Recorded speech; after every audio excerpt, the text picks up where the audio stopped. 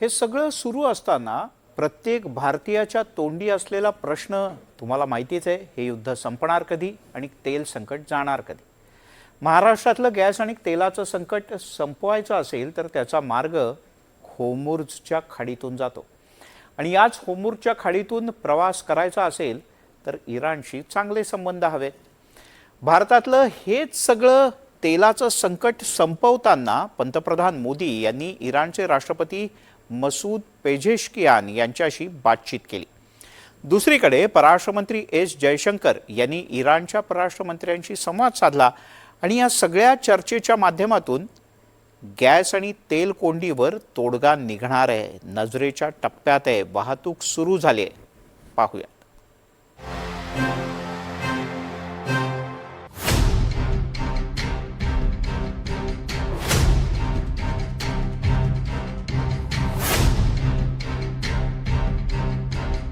महाराष्ट्रातलं हे गॅस आणि तेल संकट लवकरच संपेल अशी चिन्ह आहेत.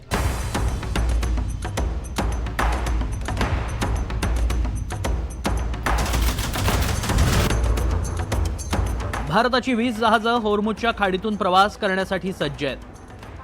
इराणनं ग्रीन सिग्नल दिला की तेल आणि गॅस घेऊन येणारी ही जहाजं लगेचच होर्मुझमधून प्रवासाला सुरुवात करतील. त्यासाठी भारत आणि इराणशी बोलणी सुरू झाली आहेत. पंतप्रधान नरेंद्र मोदींनी इराणचे राष्ट्रपती मसूद पेझेशकियान यांच्याशी फोनवरून संवाद साधलाय. पश्चिम आशियातल्या गंभीर परिस्थितीवर दोन्ही नेत्यांमध्ये चर्चा झाली. प्रदेशातला वाढता तणाव, नागरिकांची सुरक्षा आणि मालमत्तेचं नुकसान याबद्दल भारतानं चिंता व्यक्त केली. भारतीय नागरिकांची सुरक्षा आणि कच्चा तेलासह नैसर्गिक वायूचा विनाअडथळा पुरवठा ही भारताची सर्वोच्च प्राथमिकता आहे. शांतता आणि स्थैर्यासाठी भारत वचनबद्ध असेल असं मोदींनी इराणचे राष्ट्रपती पेझेशकियान यांना सांगितलंय. पंतप्रधान श्री नरेंद्र मोदी इराणचे राष्ट्रपतींशी बोलले काल आणि त्यांच्यामध्ये काय नेमकी चर्चा झाली असेल याचं आपण विश्लेषण करतो आहे. भारत इराणशी तेल मिळावं किंवा गॅस मिळावा म्हणून वाटाघाटी करतो आहे का, नेमका संवाद काय झाला असेल. तर असं वाटतं आहे की हा जो संवाद झाला असेल तो आहे भारतीयांच्या सुरक्षेसाठी. जे भारतीय काही इराणमध्ये फसलेले आहेत आणि अनेक भारतीय आखाती देशामध्ये सुद्धा आहेत. जवळजवळ 10-12 हजारहून जास्त भारतीय विद्यार्थी, खास तर काश्मीरी विद्यार्थी हे इराणच्या तेहरानमध्ये अडकले होते. तर त्यांच्या सुरक्षेविषयी नक्कीच बोललं गेलं असेल, कारण त्यांना सुरक्षितरित्या परत आणणं हे आपली नक्कीच जबाबदारी आहे. गेल्या काही दिवसात भारत आणि इराणच्या परराष्ट्र मंत्र्यांमध्ये 3 वेळा चर्चा झाली. परराष्ट्र मंत्री डॉक्टर एस जयशंकर आणि इराणचे परराष्ट्र मंत्री अब्बास अराक्ची यांच्यात मंगळवारी फोनवरून चर्चा झाली. यावेळी सागरी सुरक्षा आणि व्यापारिक हितसंबंधांवर दोघांमध्ये सविस्तर चर्चा झाली. पश्चिम आशियातल्या तणावपूर्ण परिस्थितीच्या पार्श्वभूमीवर जयशंकर यांनी समुद्री सुरक्षेचा मुद्दा प्रामुख्याने मांडला. या चर्चेनंतर इराणनं भारताला सकारात्मक प्रतिसाद देत भारतीय जहाजांच्या सुरक्षित प्रवासाची हमी दिली. या चर्चेनंतर लगेचच पुष्पक आणि परिमल या 2 भारतीय जहाजांचा होर्मुझच्या सामुद्रधुनीतून प्रवासही सुरू झाला. होर्मुझच्या भागात भारताची 28 जहाजं आहेत, त्यामध्ये 778 कर्मचारी आहेत. होर्मुझच्या जवळ असलेल्या या 28 जहाजांमध्ये 10 जहाजं इंडियन ऑइलची आणि हिंदुस्थान पेट्रोलियमची असल्याचं कळतंय.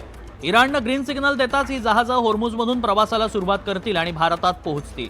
आणि याच्याशिवाय दुसरा महत्त्वाचा मुद्दा म्हणजे अनेक जहाजं गल्फ ऑफ होर्मुझमधून जात आहेत आणि या बोलण्यामध्ये अशी बातचीत झाली असावी की भारतीय जहाजांवरती, ज्या जहाजांवरती भारताचा झेंडा लागलेला आहे त्याच्यावरती इराण हल्ला करणार नाही आणि त्या जहाजांना गल्फ ऑफ होर्मुझमधून जाता येईल. आणि हे बहुतेक झालं असावं, कारण 2 जहाजं तेल आणि गॅस घेऊन भारतामध्ये काल पोहोचली होती. तर याचा अर्थ या वाटाघाटीमध्ये आपल्याला नक्कीच यश हे मिळालेलं आहे आणि याला आपण एक मुत्सद्देगिरीचा एक विजयसुद्धा म्हणता येईल. स्ट्रेट ऑफ होर्मुझ ते गुजरातचं कांडला बंदर हे अंतर 1000 किलोमीटर आहे, तर होर्मुझची खाडी ते मुंबई हे अंतर 1550 किलोमीटरचं आहे. तेल भरलेल्या जहाजांचा वेग ताशी 24 ते 31 किलोमीटर इतका असतो. त्यामुळे होर्मुझमधून तेल वाहतूक करणाऱ्या जहाजांना कांडला बंदरात पोहोचायला 37 तास तर मुंबईत पोहोचायला जवळपास 53 तास लागतात. होर्मुझच्या खाडीवर इराण आणि ओमानचं नियंत्रण आहे. आता भारतीय जहाजांना होर्मुझच्या खाडीतून वाहतुकीला परवानगी मिळताच भारताचं नौदल या जहाजांना सुरक्षा पुरवेल. ज्या भागात ओमानचं नियंत्रण आहे त्याच मार्गातून जास्तीत जास्त भारतीय जहाजं प्रवास करतील. ओमान मार्गे भारताची जहाजं कांडला आणि मुंबईत पोहोचतील. या दरम्यान हल्ला झालाच तर भारतीय नौदल त्याचं प्रत्युत्तर देणार आहे. भारतात तेल आणि एलपीजी गॅस आखातातल्या देशांमधून आणला जातो.